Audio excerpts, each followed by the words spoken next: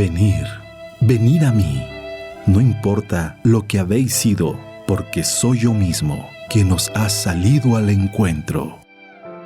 Te llenarás de gozo al contemplar cómo el amado se desvive por sus criaturas. La verdadera devoción al corazón de Jesús. Desde España, en los dictados de Jesús al mundo, sale al encuentro para ti, por Mundo Católico, construyendo la civilización del amor.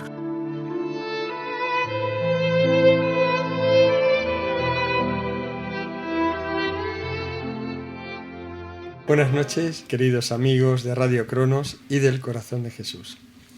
Un día más, desde nuestros estudios de España, lanzamos a las ondas nuevos mensajes de Jesús y de María.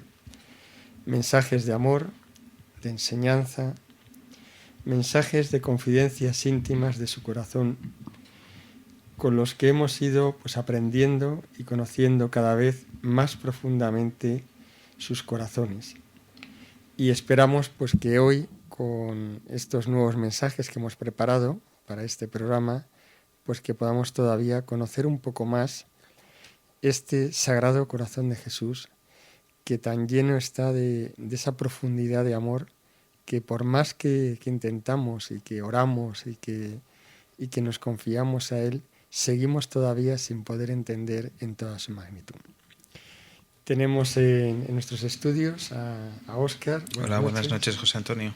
Y Marisa. Hola, buenas noches. Muy bien, que como siempre van a hacer toda la parte técnica y sobre todo van a aportar todas sus meditaciones, pensamientos y sentimientos, ¿no? tan valiosos para ayudarnos a seguir, como decíamos antes, profundizando más en el amor del corazón de Jesús. Vamos a empezar con un primer mensaje que es de Jesús y que es del 19 de abril del 2002. Mira, hija, te dirán, es imposible. Dios no baja del cielo, deja su cielo y viene así, en esta forma tan humilde. Se abaja hasta ese punto y viene, y mucho menos todos los días, y viene a esta insignificante criatura que le recibe en esta humildísima choza. Y le resulta poco menos que imposible creer en mí y creer en ti, no por ti misma, sino en ti como instrumento. Y mira, hija, cómo la historia se repite y no me quieren reconocer. Como no me quisieron reconocer tampoco en Belén, en las posadas, en el pesebre. En la figura humilde de un tierno niño, en la figura de una virgen niña y de un joven carpintero. Como tampoco reconocer en los prodigios que hacía de adulto, ni en mi inmolación en la cruz. Todos mis signos obviados, despreciados, todas mis llamadas desoídas, todos mis argumentos pisoteados. Mi amor despreciado y olvidado, mi cuerpo en llamas, extinguido, mi incendio arrebatado de mis manos. Olvidaos, olvidaos mis dones, echados por tierra, pisoteados. Y a los que siguen la inclinación del espíritu, vapuleados, apaleados, hechos callar, tapándoles la boca. Apagáis el incendio, extinguís el espíritu. Mirad que si estos callan, gritarán las piedras. Mirad que la naturaleza entera se rebelará contra vosotros, hombres que no escuchasteis la voz de Dios. La naturaleza entera será ese incendio de amor que no quisisteis que fueran vuestros corazones. Corazones de amor extinguidos, de frías heladas y perenne invierno. Mira que si estos callan, gritarán las piedras. Burla, burla y sonrisas, sonrisas por doquier al encontraros con esto. Miradas burlonas, meneos de cabeza. Quien diga que esta hija está loca, la locura caiga sobre él. El Espíritu de Dios está sobre ti. Jesús, no maldigas así a quienes digan que estoy loca. Son malditos, tú no puedes evitarlo.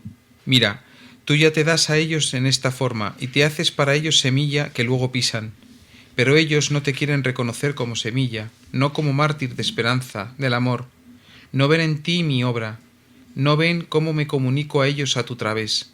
No ven, solo se quedan con la apariencia externa, se quedan con frases aisladas que sacan del contexto. Hija, no te quieras inmolar por ellos, porque no tienen solución. Consiste en cerrar y cerrar y cerrar todas mis puertas, todos mis canales de vida, todas mis llamadas. Consiste en acallar mi voz y no hacerla llegar al pueblo, en matar a mis arquitectos. Y ellos, peones inservibles, quieren ponerse a construir el reino sin órdenes, sin mando, acallando la voz de su patrón, que les mostró los planos a seguir, derruyendo lo bueno que ya estaba construido y en su lugar levantando escombros. Sí, con apariencia de obras buenas y magnificencia, escombros que de un soplo serán derrumbados. Mira, ¿no ves cómo no tienen base? ¿Qué reino queréis construir sin mis cimientos? ¿Qué reino se puede levantar que tiene por base el odio a la Eucaristía, la burla de mi madre, el escarnio del Papa?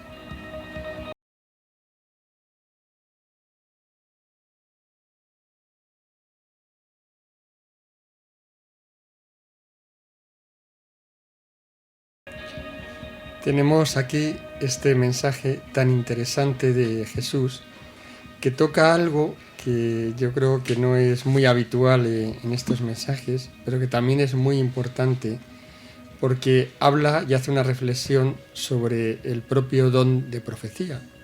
Y está hablando pues de estos propios mensajes que él da, de este canal y de este instrumento que él ha querido utilizar, de esta misión del profeta, y va un poco pues explicando, sobre todo doliéndose, ¿no? Doliéndose, es tal vez un lamento, ¿no? De cómo la voz del profeta es rechazada, incluso por la propia Iglesia, sobre todo por la propia Iglesia, ¿no? Que eso es lo que realmente le produce el dolor, ¿no? Porque el que está alejado, el pagano, pues bueno, para él se le da esta voz, pero es más lógico, ¿no? Que le cueste más el poder llegar, ¿no? Pero lo que le duele realmente es que sea su propia Iglesia pues quien rechace y tape y extinga la voz profética, ¿no? El carisma extraordinario con el que él viene a ayudarnos y a darnos nueva fuerza y nueva luz en nuestra situación actual, ¿no? Bueno, tal vez sí convendría, antes de comentar el mensaje en sí, un poco pues hablar tal vez del contexto, ¿no? O sea, este mensaje, bueno, pues se entiende por el contexto, pues que está hablando del propio caso de Marga. Se puede aplicar, como siempre, todos estos mensajes, bueno, pues de una aplicación más general. Podría valer también para cualquier profeta, incluso de cualquier época histórica y por supuesto, pues cualquier profeta actual. Pero bueno, parece que en principio pues se dirige a ella, ¿no? Y está hablando pues de su misión profética. Pues va describiendo que es un profeta pues sencillo, pequeño, y debe ser así, porque bueno, pues sabemos por lo que dice la introducción del libro, pues que es una mujer madre de familia, dedicada a su casa, no parece que tenga estudios así ni bíblicos, ni teológicos, ni nada de esto, o sea que una persona pues como cualquier otra, por tanto, pues a los ojos de los demás, pues que tiene una persona pequeña, sencilla, sin nada especial, ¿no? Sin ningún talento especial, ¿no? Y bueno, pues lo que viene a decir es que efectivamente, y también en eso, pues es cierto que este libro con estos mensajes, pues ha sido recibido y aceptado por mucha gente y ha dado muchos frutos en muchas personas, pero también ha sido despreciado por otros muchos. Y eso es cierto, ha sido muy bien recibido por muchos sacerdotes, pero también otros sacerdotes pues tampoco han querido saber nada o directamente han dicho que los carismas extraordinarios pues que no son para ellos. Entonces bueno, pues sí que hay, y es cierto, ante esta profecía, pues esta voz profética, pues hay indiferencia, hay rechazo y bueno, pues de alguna forma lo que viene a decir Jesús, y es tal vez lo doloroso, es que la razón del rechazo no está en que el contenido en sí sea malo o sea herético o haya algo que sea dañino, ¿no? para la fe, sino lo que nos hace señalar Jesús y para que nos demos cuenta es que, y se den cuenta, ¿no? Aquellos que tienen esa actitud, lo que les dice es: rechazáis esto no en sí por el contenido, que deberíais de rechazar si efectivamente hubiera algo incorrecto o algo no apropiado en contra de la doctrina, sino por la forma que Dios ha elegido y el instrumento que ha elegido, ¿no? Y lo que viene a decir es: pensáis que Dios no puede elegir este tipo de instrumentos tan sencillos, tan simplones, y que por tanto pues que no son dignos de prestarles atención, ¿no? Y eso es lo que Jesús corrige y le duele, ¿no? Que Él es el Señor y elige a quien cree conveniente. Y además, curiosamente, a lo largo de la historia, pues los profetas, incluso desde el Antiguo Testamento hasta ahora, pues siempre ha sido, es muy difícil, yo diría casi imposible encontrar un profeta que realmente tenga muchos talentos de por sí, ¿no? Alguien que sea brillante, intelectual, con mucho conocimiento, es muy raro, mínimo. Yo no sé si hay algún caso así excepcional. ¿A quién elegía el Señor? Pues a lo mejor a pastores, ¿no? Pastores ignorantes, y le nombraba profeta y le ungía como profeta para ir allí al templo a hablar a los sacerdotes. Y si vemos ahora también, pues en este último periodo, siglo XX, por ejemplo, las apariciones de la Virgen María, pues siempre elige normalmente niños, realmente los más sencillos, los que menos puedan conocer, pero por otro lado, pues son las más sencillas, que van a recibir y acoger aquellas palabras que ella le quiere decir, y para que se las lleven a su iglesia, ¿no? Que es un poco lo que pasa siempre en estos casos. Por tanto, pues es una constante, que es que el Señor elige quien quiere, y normalmente, pues eso, los instrumentos más sencillos, más humildes, para que se vea que la obra es suya, ¿no? Y precisamente, pues el dolor del Señor es ese rechazo, porque elige un instrumento sencillo y hay burlas, ¿ves? La verdad es que en algunos aspectos es dramático, ¿no? Cómo él va doliéndose, ¿no? De estas burlas, estas risitas, decir, jojo, esto, ¿cómo es posible, ¿no? Que esto tan así pues pueda llegar a través de alguien que no sabe, ¿no? Sí, a mí me ha llamado la atención eso precisamente, ¿no? La comparación entre la época en la que vivió Jesús en la tierra y esta época, ¿no? Dice, como no me quisieron reconocer tampoco en Belén, en las posadas, en el pesebre, que quien no quiso reconocer a Jesús en Belén, en las posadas, en el pesebre, en lo pobre, ¿no? En la figura humilde de un tierno niño, en la figura de una virgen niña y de un joven carpintero.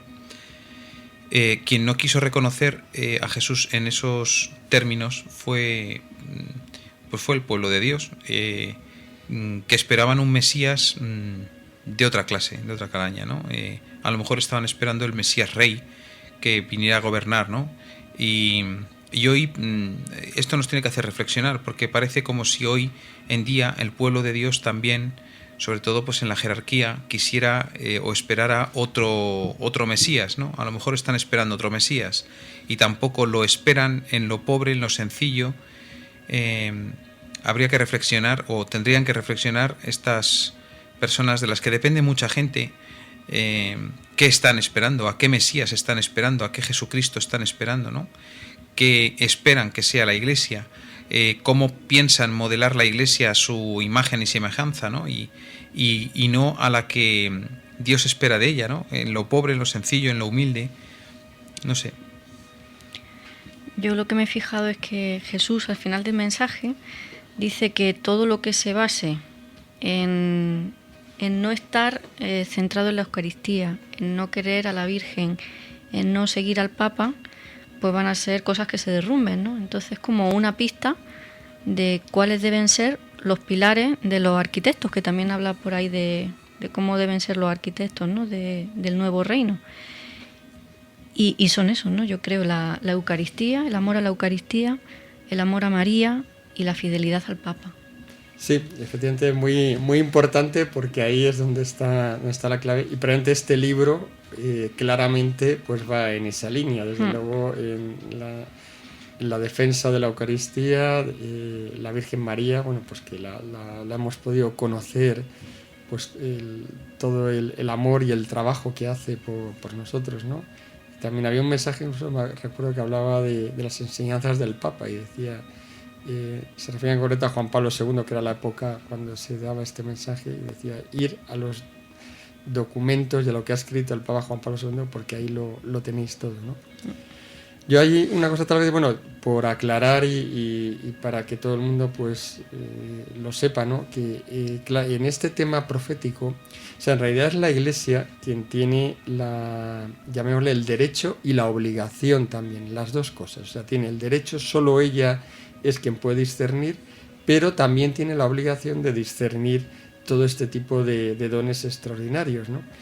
Y por tanto, si no lo hace, ¿Qué ocurre? Pues que si por omisión no hace este trabajo, pues lo que puede ocurrir es que el don extraordinario o el carisma extraordinario, pues que se pierda o se tuerza y no llegue a dar el fruto para que el Señor nos lo ha dado, ¿no? Porque todo carisma tiene que ser acogido dentro de la Iglesia, guiado y dirigido y gobernado desde la Iglesia. Pero claro, cuando no se desprecia y simplemente pues se le deja allí abandonado, pues lo más probable es que esto pues no llegue a dar el fruto que tenía pensado el Señor. Y por tanto, bueno, pues por eso es tan importante que esta actitud, ¿no?, de desdén, de desprecio, ¿no?, de todo lo que sea fuera de lo que es la jerarquía y las vías ordinarias, pues que ese desprecio de por sí, ¿no?, simplemente pues porque no viene por esta vía ordinaria, sino que viene por una vía extraordinaria, pues es grave porque realmente es una obligación y luego cada uno pues tendrá que dar cuentas efectivamente de qué uso ha hecho de todo lo que ha recibido, ¿no? Igual que también puede ocurrir, y es cierto que está pasando, pues que también hay muchas cosas aparentes como carismas extraordinarios que no lo son, ¿no? Y que son también pues engaños del demonio y cosas de estas, pero por eso mayor razón pues para poder discernirlo y poder dar una orientación pues al resto del pueblo, ¿no? Yo tal vez hay la reflexión luego que hacía más profunda es tal vez pues el examen de conciencia que tenemos que hacer todos, ¿no? Aquí yo creo que sería un poco para todos, ¿no? En relación a esta soberbia, ¿no?, que a veces nos puede surgir, que en el fondo es el que yo tengo mi plan y tengo mi idea, ¿no? Y sé que esto lo quiero hacer así porque yo lo he estudiado, lo he pensado, tengo mucha inteligencia, lo he hablado con mucha gente y esto es lo que hay que hacer y estoy plenamente convencido de lo que hay que hacer, ¿no? Entonces ahí hay ese punto de soberbia, que es que cuando alguien viene a decirnos que no es así, o cuando realmente nos llega la palabra del Señor por distintas vías, la que sea, pues esta vía extraordinaria, o puede ser también en la oración, ¿no? Cuando uno en la oración de repente pues se da cuenta que no, que el Señor no quiere esto, que quiere otra cosa distinta. Entonces qué importante es y qué peligroso también de dejarse llevar por la soberbia y terminar haciendo tu plan. Y hablo aquí de planes todo espirituales y apostólicos y planes relacionados con la evangelización. O sea, no estoy hablando de planes mundanos, ¿no?, o terrenales, ¿no?, sino hablo de todos estos planes que todos tenemos, ¿no?, de ayudar a la Iglesia, de llevar la fe pues a nuestros hermanos. Pero qué distinto es cuando esto se hace pues en plan de soy yo el que lo pienso y el que lo hago, a cuando hay verdadera docilidad y se deja entrar al Espíritu y se deja que nos cambien los planes, ¿no?, de lo que nosotros teníamos previsto, porque desde luego el plan de Dios está claro que va a ser infinitamente mejor, ¿no? Y en esto pues también tenemos que hacer este examen de conciencia. Yo conozco casos donde a lo mejor pues ha habido alguien que ha rezado, que ha pedido pues que me dé luz en este tema o que me digan qué tengo que hacer, ¿no? Y ojalá pudiera yo saber qué quiere el Señor, ¿no? Y conozco algún caso donde pues a lo mejor vía también carisma extraordinario o vía alguna locución, pues a esta persona le ha llegado un mensaje con lo que Dios quería. O sea, de esto que siempre decimos, a ver si Dios me hablara en este momento y me dijera por escrito, a ver, pues yo conozco casos donde a lo mejor pues le ha llegado a esta persona y le ha dicho, pues esto, ¿no? Has preguntado, pues esto es lo que yo te digo. Y bueno, pues hay casos que la gente pues la coge muy bien, pero hay otros casos donde de repente la gente se rebota y se enfada y dice, no, pues esto no puede ser, esto no lo puede decir Dios, pues esto no sé qué. Y hay un rechazo profundo, lo cual quiere decir, y es algo que debemos de examinarnos mucho, o sea, cuál es nuestra actitud profunda interior, que a veces pues decimos yo lo que el Señor quiera, pero luego resulta que a lo mejor nos lo dicen, que puede ser esta vía, puede ser un director espiritual o puede ser pues alguien que tenga autoridad sobre nosotros, y entonces resulta pues que nos rebelamos y lo que queremos hacer es nuestro plan, estamos empeñados en hacerlo nuestro. Por tanto, bueno, pues yo creo que tiene mucha enseñanza todo esto, y que bueno, pues que debemos de intentar llevarlo también a nuestra vida y a nuestra oración. Y bueno, pues en todos estos dones y que hay, pues eso, discernir, pedir consejo. Y cuando, tal vez la última pregunta sería, bueno, y cuando la Iglesia no quiere discernir, porque no asume esa obligación que tiene de discernir los signos extraordinarios, pues bueno, al final ahí siempre hay vías pues para, a través del discernimiento personal, de la oración, y siguiendo las propias reglas que la Iglesia ha establecido, ¿no? De cuáles son los frutos, de cuál es el contenido que hay allí, de cómo es este instrumento, ¿no? Si hay realmente coherencia, santidad y docilidad en su vida, pues también podemos tener un juicio, por lo menos privado y personal, que nos ayude también en este tema, ¿no? Pues vamos a continuar con nuestro siguiente mensaje, que es del 18 de diciembre del 2001 de Jesús. Te dirán los sabios y entendidos: no se muere. La Iglesia dijo Dios que nunca moriría. Sí, hijos, pero la estáis matando. Dios no puede contener vuestra mano asesina, matricida, contra vuestra propia madre, y queréis matarla. Y vive Dios que lo haréis, lo conseguiréis.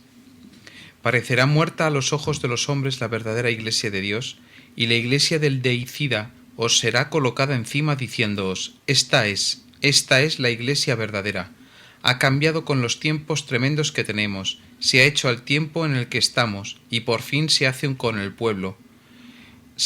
con el pueblo, olvidando riquezas y pobrezas, olvidando diferencias, y ya no impone duras cargas, porque por fin su verdadero espíritu ha salido de su interior. Por fin sus mandamases han dejado actuar en ellos al verdadero espíritu, y este es el resultado, una Iglesia con el pueblo. Pero hijos, oh blasfemia, que a la Iglesia de Dios la compararon con las hordas del malísimo, que todo se oscureció tanto hasta el punto de que no se supo ver al demonio mismo infiltrándose en sus filas. Madre mía, Madre de Dios que amas a tus hijos, no los abandones en esta hora difícil donde las haya, donde serán relegados los buenos, los verdaderos, al rincón, para luego, perseguidos y pisoteados, ser llevados a la muerte. ¿Qué es lo que quiere el que es asesino? Matar por fin a Dios y a todos sus seguidores. Pero mira cómo esto nunca podrá ser, porque Dios no muere, porque la Iglesia triunfa de sus adversarios. La Iglesia es fiel, la Iglesia es madre, la Iglesia vive y revivirá, y se hará entonces más fuerte y más hermosa, más pura y más radiante, más amor para los pobres, más temor de Dios. Te coloco a ti en medio de ellos para que les conduzcas a la vida nueva, para que seáis mi Iglesia de las catacumbas. Sed eso, mi Iglesia que habita en los fangos, que se mueve en las cloacas y que aún así quiere ser preservada, y es preservada de toda impureza, de toda inmundicia. Si es verdadera Iglesia, mira que yo os dejo en medio de ellos para que viváis como ovejas entre lobos. Calma, que yo os asistiré, y si estáis conmigo y con mi madre, el lobo no podrá tocaros ni acercarse a vosotros. El lobo os ronda, pero mira, ¿no ves que no puede nada? Alrededor de ti yo he puesto mi coraza. Permanece así para que no te sea retirada y el lobo no podrá nada. Venid conmigo, mirad, hijos, se acercan tiempos en los que no estén conmigo, muy afianzados en mí, no podrán resistir. Diles tú esto, que no se podrá resistir alejado de mí. Vendrá el lobo y hará fácil presa de los alejados, de los indiferentes, de los tontos que creyeron en sí mismos, en sus propias fuerzas. Hará presa fácil de los que se abandonaron en sus pasiones. Cuidado, hijos, cuidado. Venid todos por la senda que yo he querido trazaros. La he construido para vosotros, hermanos. ¿No es hermosa? ¿No es hermosa para vuestros ojos? Oh, qué hermoso camino. Venid conmigo. El que no está conmigo está contra mí.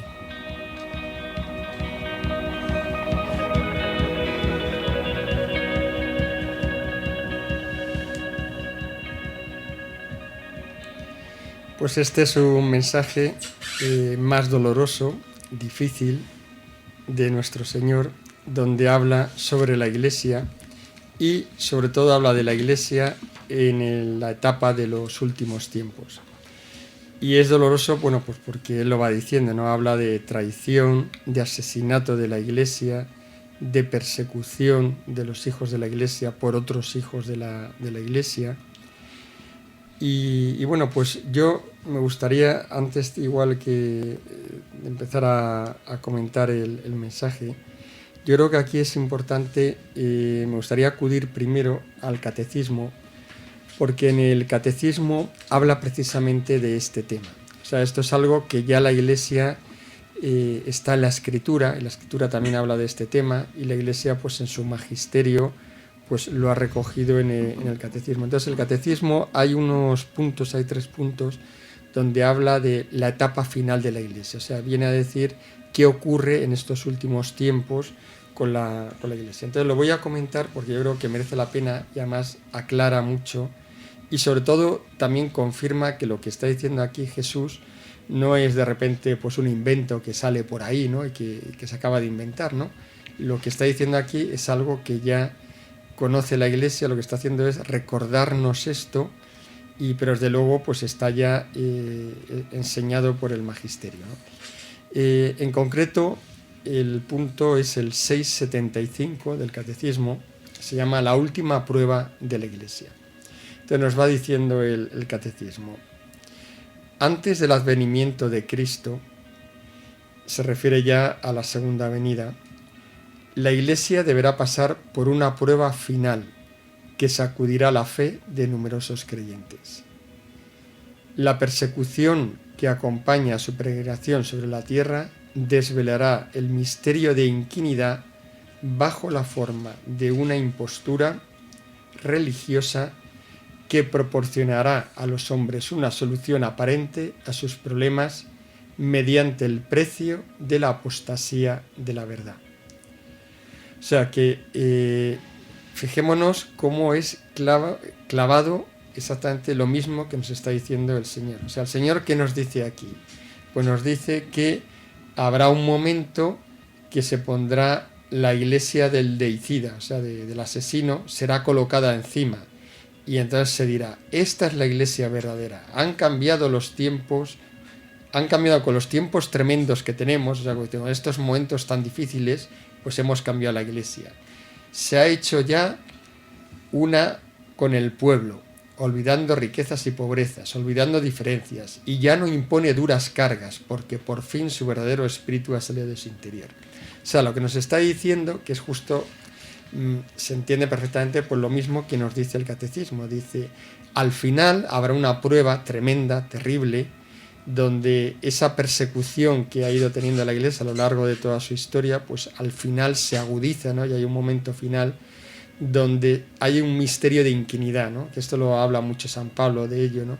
Y este misterio de iniquidad es que habrá una impostura religiosa, es decir, una iglesia, algo que es falso, ¿no? O sea, una religiosidad que es falso, que proporcionará una solución aparente a sus problemas mediante el precio de la apostasía de la verdad. O sea, al final habrá una iglesia que, renunciando a la verdad de Cristo, a la auténtica verdad, pues dará esa solución aparente, ¿no? Que es un poco por lo que va contando aquí, ¿no? Ya aparecerá como que ahora ya todo es maravilloso, todo es fácil, por fin tenemos la iglesia verdadera. Eso sí, hay que traicionar pues todo lo que es la tradición de la iglesia, ¿no? Y luego continúa este mismo punto, dice, la impostura religiosa suprema es la del anticristo, es decir, la de un pseudo-mesianismo en que el hombre se glorifica a sí mismo colocándose en el lugar de Dios y de su Mesías. Por tanto, bueno, pues hace también esta referencia y efectivamente todo este final y esta etapa de últimos tiempos, pues no se entiende si no va también asociado pues ese último asalto final que es el del anticristo, donde pues habla también de que incluso parecerá muerta, ¿no? O sea, que realmente parecerá que la iglesia pues ha sucumbido, por lo menos la iglesia verdadera, ¿no? Y esto es lo que también hay otro punto del Catecismo, que también en el 677, 2 puntos más allá, dice también, la iglesia solo entrará en la gloria del reino a través de esta última Pascua en la que seguirá a su Señor en su muerte y en su resurrección. El reino no se realizará, por tanto, mediante un triunfo histórico de la Iglesia en forma de un proceso creciente, sino por una victoria de Dios sobre el último desencadenamiento del mal que hará descender desde el cielo a su esposa.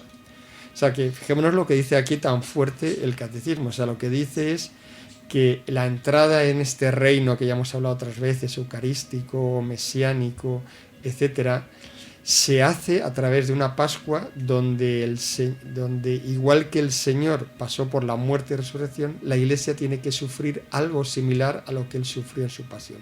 O sea, tiene que morir, estar aparentemente muerta y por último resucitar ya para una gloria mucho mayor, ¿no?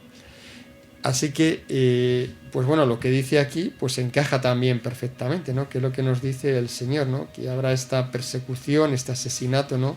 Pero aquí también el Señor pues nos garantiza lo que ya dijo en el Evangelio y se lo dijo a Pedro, que las puertas del infierno no prevalecerán. Pero lo que sí ocurrirá es que tendrá una iglesia, pues eso, como dice aquí, que habita en los fangos, que se mueve en las cloacas, pero que será preservada de toda impureza y de toda inmundicia, o sea, de todo error en la doctrina.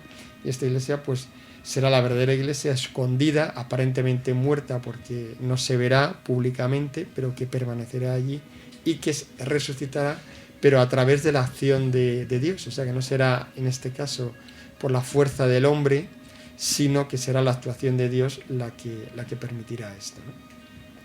Y es que además, juzguen nuestros oyentes, no sé si en México ocurrirá esto, pero vamos, en España, pues no debe quedar mucho, porque esto que dice Jesús aquí de la iglesia del pueblo, esta descripción de cómo será la iglesia, o cómo llamarán, o cómo querrán vender a la iglesia al pueblo de Dios cuando se haya convertido en la falsa iglesia, pues es que no debe de quedar ya mucho para que ocurra, porque es que escuchando a muchas personas hoy dentro de la iglesia, pues no es nada difícil encontrar este tipo de mensajes, ¿no? La iglesia del pueblo con el pueblo. Yo me canso de decirlo, pero es que no hago más que escuchar esto, ¿no? Cómo se habla tanto del pueblo, de casi, pues eso, la teología de la liberación, que tanto arraigo ha tenido en el mundo hispano, ¿no? Y que viene a decir esto, ¿no?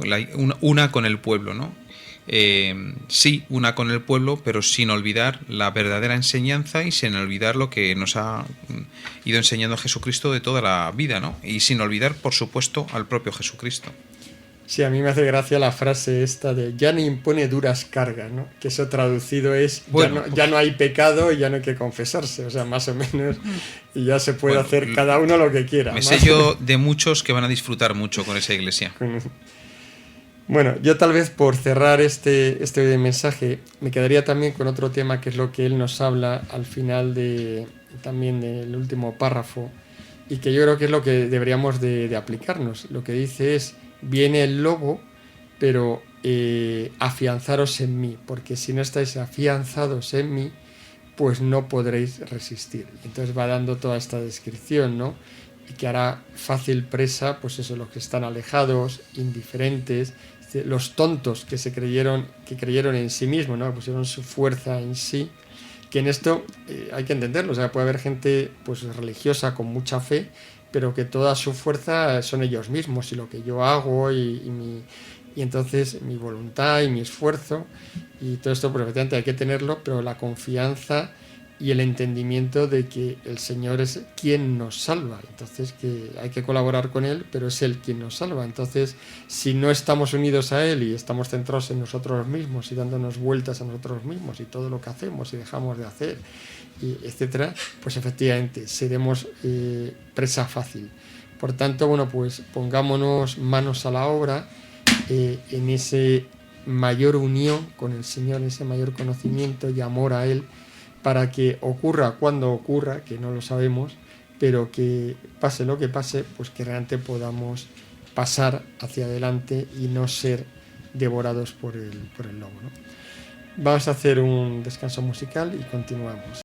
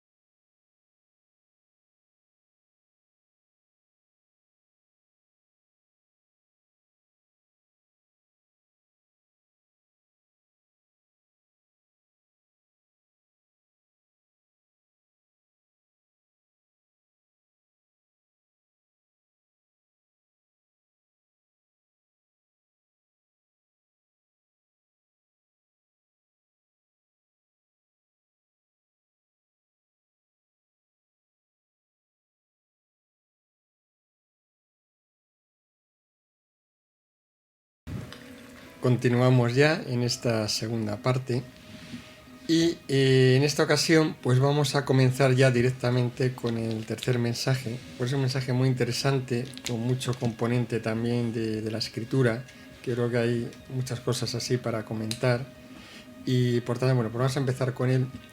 En esta ocasión va a haber dos mensajes que van seguidos. El primero es del 24 de noviembre del 2003 y el segundo del 29 de noviembre del 2003. Son de Jesús los dos. Apunta cómo será el reino nuevo. Ya no habrá más llanto ni dolor. La primera tierra ha pasado. Le sigue otra nueva, renovada, donde los hombres aman a Dios y le alaban, donde se cumplen sin temor sus mandatos. Él habita con ellos, les ha cambiado el corazón. Arrancaré tu corazón de piedra y te pondré un corazón de carne, el corazón de Jesús. Su reino de amor y de victoria sobre sus enemigos. El amor de Dios con los hombres apegados a Dios y desprovistos de las cosas materiales. Relación íntima con Dios, como un hombre con su amigo. No más temor, no más llanto ni dolor. La primera tierra ha pasado. Reino nuevo de verdad, justicia y amor. A eso es a lo que os llamo, a lo que hoy os llamo. Venid a construirlo. Los pobladores de este reino habrán sido sus arquitectos. Construid desde ahora los pilares de la nueva civilización, la civilización del amor. Puede estar una cosa oscura y yo irla aclarando a través de mis profetas a lo largo de los siglos. Ahora se os revelan muchas cosas nuevas, nuevas para vosotros, pues no alcanzáis a comprender su significado, bien por la dureza de vuestro corazón, bien porque os permanece muy velado hasta el fin de los tiempos, en los que yo voy retirando el velo. Retiro el velo, no eres la única a la que yo revelo estas cosas.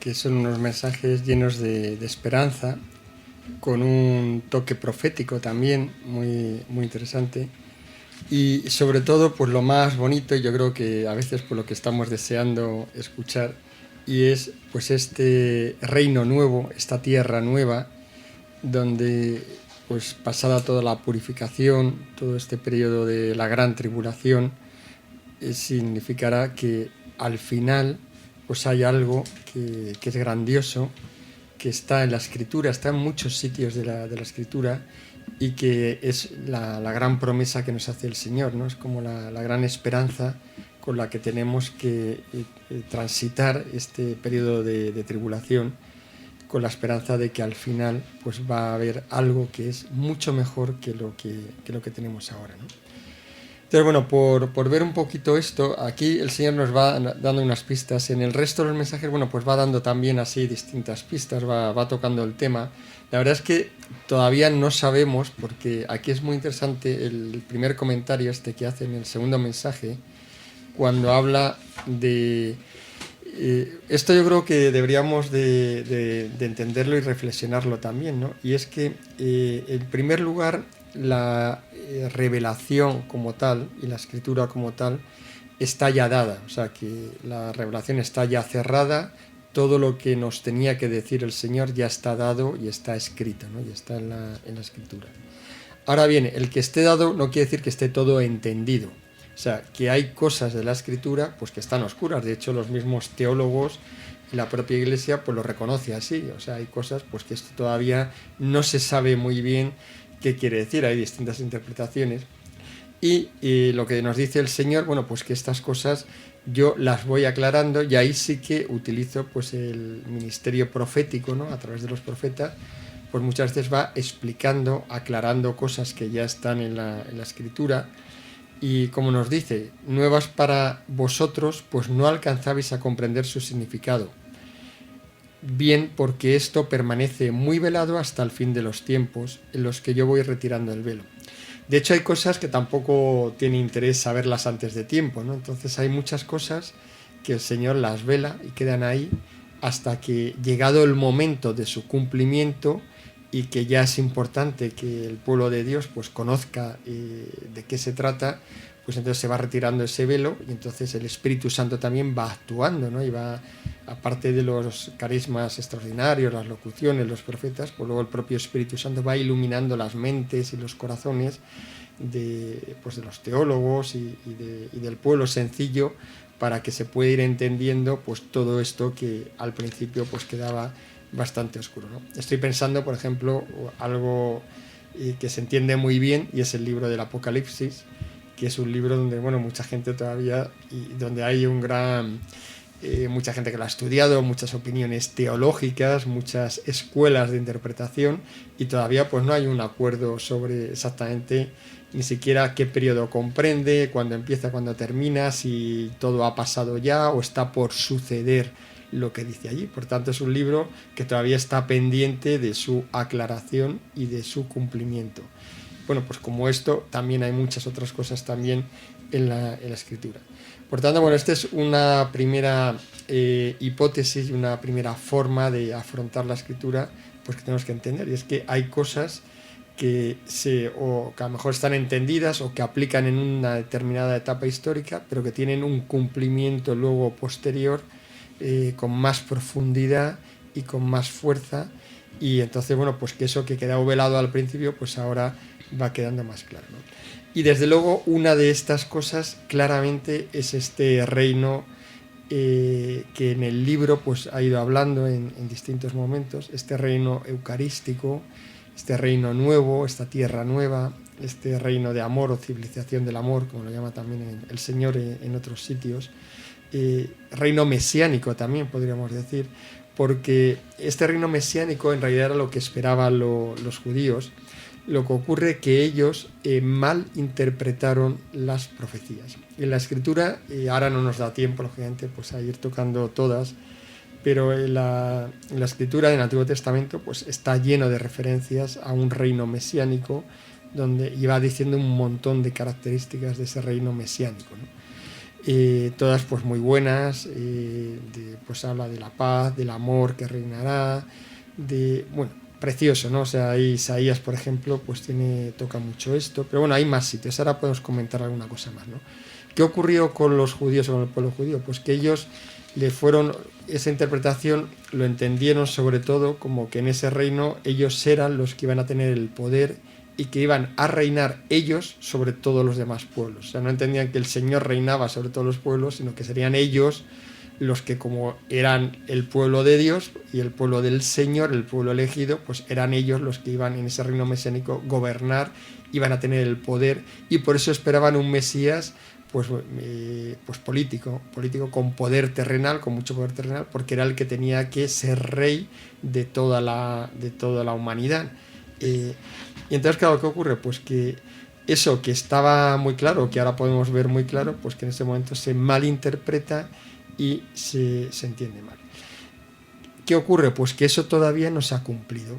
La verdad es que, claro, aquí también de nuevo hay interpretaciones, ¿no? Hay muchos que dicen, bueno, todas estas profecías mesiánicas del Antiguo Testamento pues se han cumplido con la Iglesia, ¿no? Ya hablan de la Iglesia como cumplimiento de esto, lo cual es cierto, pero es cierto parcialmente. O sea, es cierto que todos los dones espirituales ya están aquí y han alcanzado su plenitud con la Iglesia. A través de la Iglesia recibimos todos los sacramentos y recibimos la vida de la gracia, ¿no? Con el bautismo entramos y nos hacemos hijos de Dios y alcanzamos la vida de la gracia. Por tanto, eso es cierto.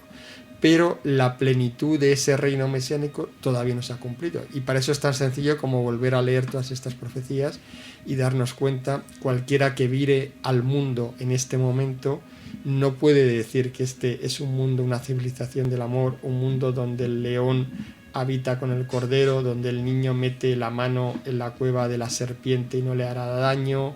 Y esas son descripciones que da Isaías del reino. Y bueno, y en otros sitios, ¿no? Dice, no habrá armas, pues cada uno tendrá su propiedad y vivirán. Habla también de que vivirán un largo periodo de tiempo y la gracia de Dios inundará todo el mundo como el mar inunda el océano. Entonces todo esto, pues hombre, puedes decir, pues es que no se ha cumplido, o sea, está todavía por cumplir, y la palabra de Dios se cumple, ¿no? Entonces, tiene ese sentido, ¿no? Y es que al final, a medida que ahora pues se va acercando esta última etapa, ¿no? de tribulación, de anticristo, ¿no? De fin de los tiempos, pues todo esto se va aclarando y se va entendiendo, ¿no? Y se entiende pues que todavía no está cumplido y que habrá un momento donde se va a cumplir. El tema del reino está en más sitios, ¿no? Por ejemplo, Daniel, de concreto, aquí en el libro citaba porque el Señor empieza a hablar de este tema Marga, porque Marga ese día se había leído una lectura de Daniel, del capítulo 2, que va hablando de un sueño que él tiene, y es muy interesante porque en ese sueño él va hablando de una serie de reinos, y precisamente no lo voy a leer porque es un poquito largo, pero va viendo como distintas figuras, pero resulta que la última figura, dice, cae como una piedra de repente de la montaña, golpea la estatua y se convierte, queda destruida totalmente, ¿no? Y entonces luego Daniel, cuando le da la explicación, le dice, esto sí lo voy a leer porque coincide plenamente con esto, ¿no? Cuando dice, después de que han quedado destruidas las 4 estatuas anteriores, que eran 4 reinos que Daniel le ha ido explicando al emperador, le dice, en tiempo de estos reyes, el Dios del cielo hará surgir un reino que jamás será destruido, ni cederá su soberanía a otro pueblo. Pulverizará y aniquilará a todos estos reinos, y él subsistirá por siempre. Por tanto, aquí tenemos pues una descripción de algo nuevo que viene, que ya va a subsistir por siempre, porque ya esto llega hasta lo que sería ya el fin del mundo, este reino mesiánico, reino eucarístico, y que bueno, pues que hemos aquí confirmado también en la Escritura, ¿no? A mí no me deja de sorprender, la verdad, siempre que se habla de este tema del reino nuevo, ¿no? Estamos tan imbuidos, tan inmersos, ¿no? en este mundo, estamos tan acostumbrados, somos tan hijos de nuestro tiempo que la verdad resulta difícil, ¿no? Y bueno, pues siempre, la verdad es que me ayuda a pensar que no me mueve este reino, o sea, no me mueve eso, me mueve el amor a Dios, ¿no? Ojalá, y bueno, ojalá, esto ocurrirá, ¿no? Pero que será muy bonito, ojalá lo podamos ver, ¿no? Pero bueno, pues que no es esto lo que me mueve, ¿no? Me mueve el amor a Dios, y tenemos que centrarnos también hoy en el tiempo que nos toca vivir, ¿no?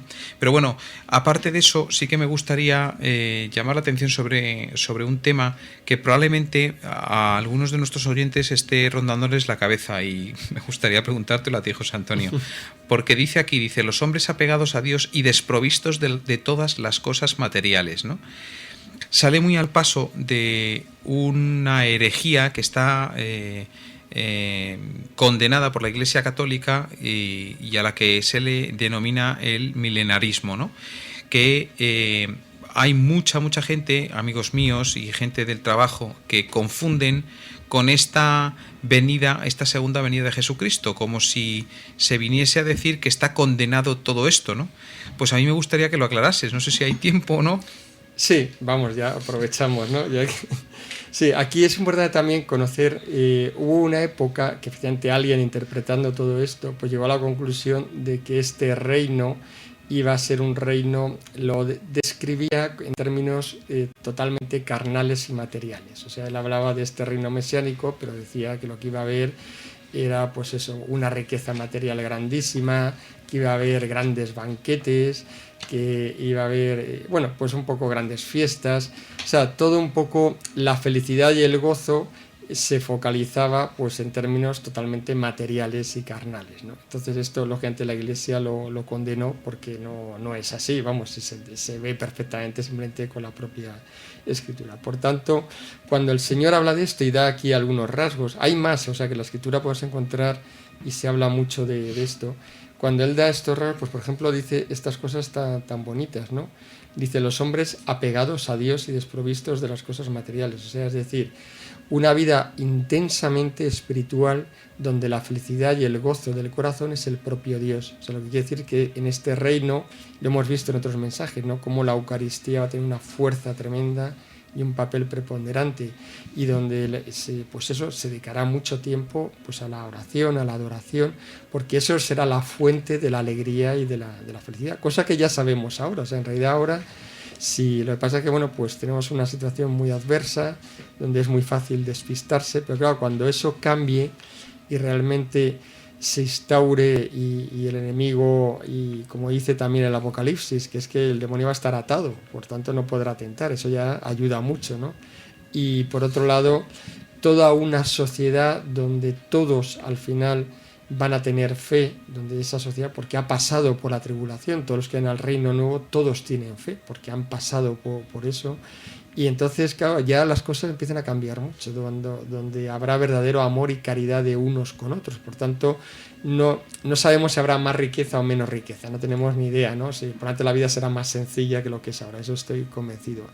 Pero esa riqueza estará bien repartida porque será el criterio del amor y del verdadero amor al prójimo, donde cada uno se sentirá verdaderamente feliz de ayudar al prójimo y de ceder lo suyo para ayudar al otro, porque se siente lleno de Dios y eso pues le va a llenar de gozo y de alegría. Por tanto, será una situación donde no habrá, pues eso, dice, no más temor, no más llanto ni dolor, porque claro, cuando el hombre es verdadero amigo del hombre, pues ya deja de haber esas situaciones, ¿no? de todo, de enfermedad, de penuria, de etcétera, etcétera, ¿no?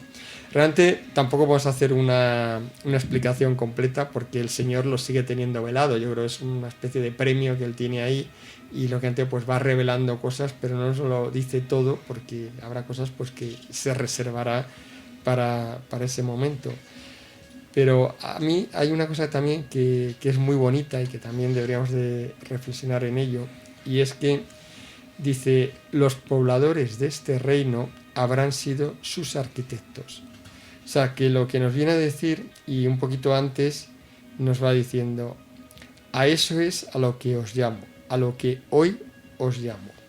Venid a construirlo. O sea, que la misión que nos da el Señor ahora, sin saber muy bien cuándo será, pero la misión que nos da ya es que empecemos a construir ya este reino en este momento, porque los que entrarán en él, los pobladores, serán sus arquitectos, o sea, los que ya ahora han estado construyendo cimientos y primicias para ese futuro reino.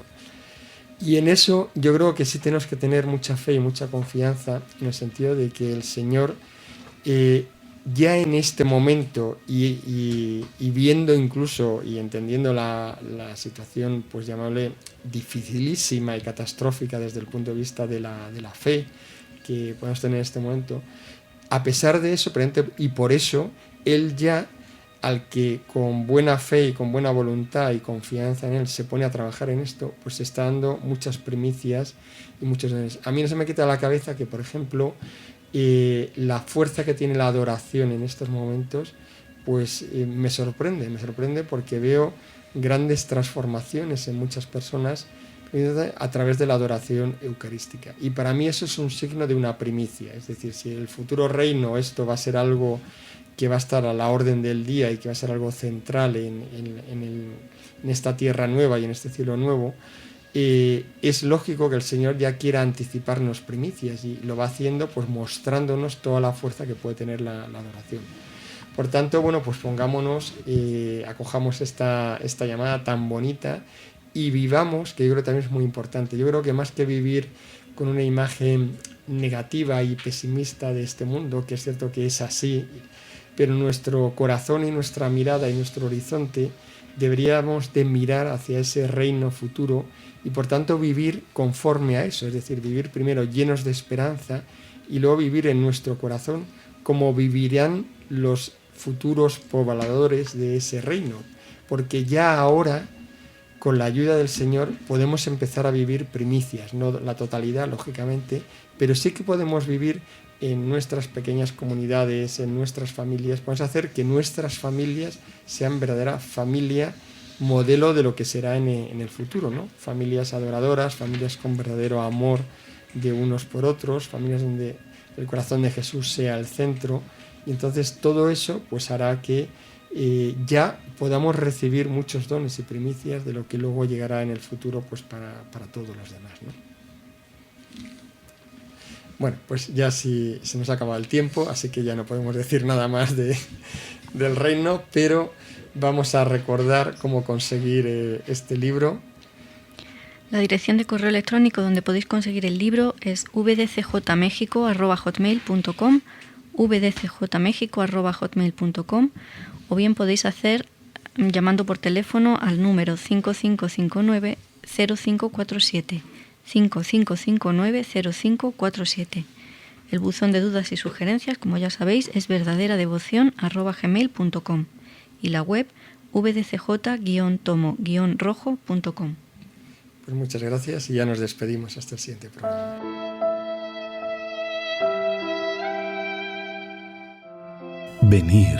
Venid a mí. No importa lo que habéis sido, porque soy yo mismo quien os ha salido al encuentro. Te llenarás de gozo al contemplar cómo el amado se desvive por sus criaturas. La verdadera devoción al corazón de Jesús. Desde España, en los dictados de Jesús al mundo, sale al encuentro para ti, por Mundo Católico, construyendo la civilización del amor.